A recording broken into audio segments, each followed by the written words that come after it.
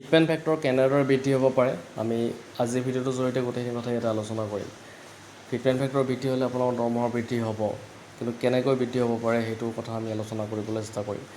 ইয়াতে চাওক, এটা ৰিপৰ্ট ওলাই আহিছে। ৰিপৰ্টত লিখিছে যে 8 পে কমিশ্যন 3 নহয় 5 ফেমিলি ইউনিটৰ নতুন ফৰ্মুলা।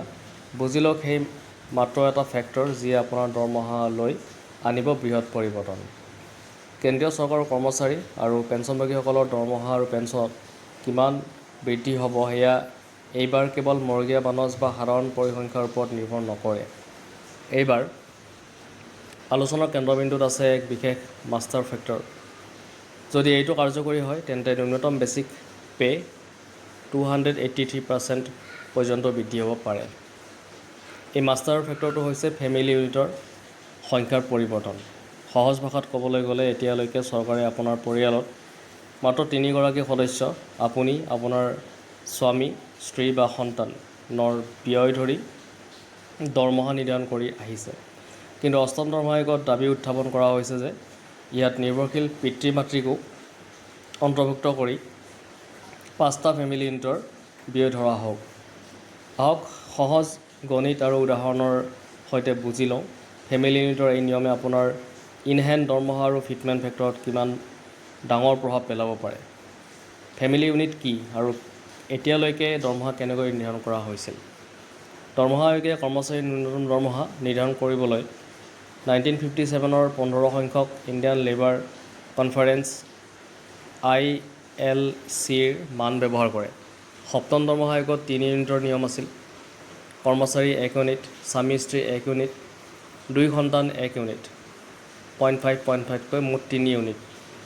এই 3 ইউনিটৰ সূত্ৰৰ ভিত্তিত সপ্তম দৰমহা আয়োগে 2.57 ফিটমেণ্ট ফেক্টৰ নিৰ্ধাৰণ কৰিছিল আৰু ন্যূনতম মূল দৰমহা 18,000 টকা স্থিৰ কৰিছিল।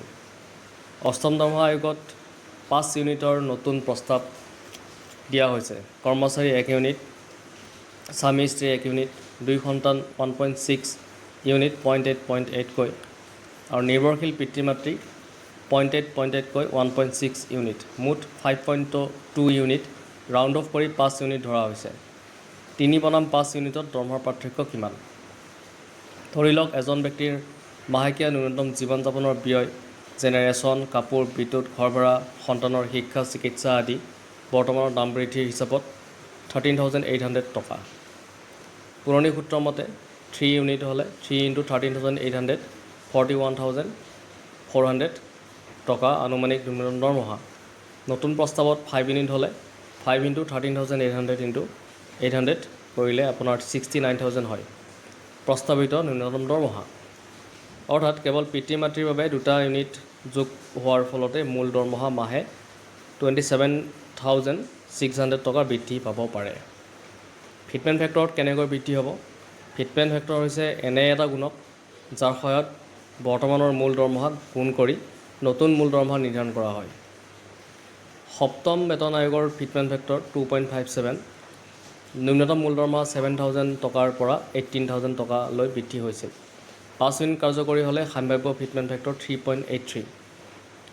যদি এজন কেন্দ্ৰীয় চৰকাৰী কৰ্মচাৰীৰ বৰ্তমানৰ মূল দৰমহা 18,000 টকা হয়, তেন্তে তেওঁৰ বৰ্তমানৰ মূল দৰমহাৰ লগত ফিটমেণ্ট ফেক্টৰ ইনটু কৰিলে 18,000 × 3.83 69,940, অৰ্থাৎ প্ৰায় 69,000 টকা হয়।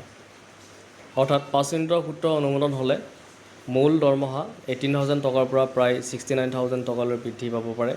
ইয়াৰ ওপৰত মৰগীয়া বানজ, DA, HRA আৰু অন্যান্য ভাত্তাও পৃথকভাৱে যোগ হ'ব। 5 ইউনিটৰ দাবী সপক্ষে কৰ্মচাৰী সংগঠনসমূহে দিয়া যুক্তিবিলাক। নেশ্যনেল কাউন্সিল অফ JCM-এ অষ্টম দৰমহা আয়োগলৈ দাখিল কৰা স্মাৰক পত্ৰত 5 ইউনিটৰ দাবীৰ সপক্ষে কেইবাটাও গুৰুত্বপূৰ্ণ যুক্তি আগবঢ়াইছে।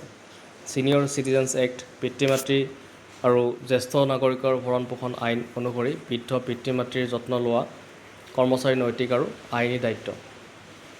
ছ'চিয়েল ছিকিউৰিটি কোড 2020 নতুন শ্ৰম আইনতো কৰ্মচাৰীৰ পৰিয়ালৰ সংজ্ঞাত নিৰ্ভৰশীল পিতৃ মাতৃক আইনীভাৱে অন্তৰ্ভুক্ত কৰা হৈছে। উচ্চতম ন্যায়ালয়ৰ ৰায় 1991 চনত আৰু ভূপেন্দ্ৰনাথ হাজৰিকা গোচৰকে ধৰি বিভিন্ন ৰায়ত উচ্চতম ন্যায়ালয়ে কৈছে যে চৰকাৰে নিজৰ কৰ্মচাৰীক কেৱল জীৱন ধাৰণৰ বাবে নহয় বৰং মৰ্যাদাপূৰ্ণ জীৱন যাপন কৰিব পৰাকৈ দৰমহা প্ৰদান কৰিব লাগে। অষ্টম দৰমহা আয়োগৰ আলোচনাত 3.83 ফিটমেন ফেক্টৰৰ মূল চাবিকাঠি হিচাপে এই 5 ফেমিলি ইউনিটৰ প্ৰস্তাৱক ধৰা হৈছে। যদি দৰমহা আয়োগে নিৰ্ভৰশীল পিতৃ মাতৃৰ ব্যয় বিবেচনা কৰি 5 ইউনিটৰ নিয়ম গ্ৰহণ কৰে, তেন্তে দেশৰ লাখ লাখ কেন্দ্ৰীয় চৰকাৰী কৰ্মচাৰী আৰু পেঞ্চনভোগীয়ে এতিয়ালৈকে সৰ্ববৃহৎ দৰমহা বৃদ্ধিৰ সুবিধা লাভ কৰিব পাৰে। তো আপোনালোকে দেখিবলৈ পালে এতিয়া যে যিটো 5 ইউনিটৰ ফৰ্মুলা কি, যে সেই যদি ফাৰ্ষ্ট 5 ইউনিটৰ ফৰ্মুলা যদি হয়, অৰ্থাৎ পিতৃ মাতৃকো যদি তাত ইনক্লুড কৰা হয়, তেতিয়াহ'লে আপোনালোকৰ যিটো ফিটমেন ফেক্টৰ, সেই ফিটমেন ফেক্টৰটো বাঢ়িব আৰু ফিটমেন ফেক্টৰ বাঢ়িলে আপোনাৰ দৰমহা বাঢ়িব। আৰু এই 5 ইউনিটৰ ফৰ্মুলা লৈ পেলাই নেশ্যনেল কাউন্সিল অফ JCM অৰ্থাৎ NCJCM অষ্টম দৰমহালৈ দাখিল কৰা স্মাৰকপত্ৰত 5 ইউনিটৰ দাবীৰ সাপেক্ষে কেইবাটাও তেওঁলোকে যুক্তি আগবঢ়াইছে। এতিয়া দেখা যাওক অন্য আপডেট কি আহে, আমি যি আপডেট আমি দিবলৈ চেষ্টা কৰিম। আৰু যদি এই ভিডিঅ'টো ভাল লাগিছে লাইক, শ্বেয়াৰ আৰু এটা ছাবস্ক্ৰাইব কৰি দিব।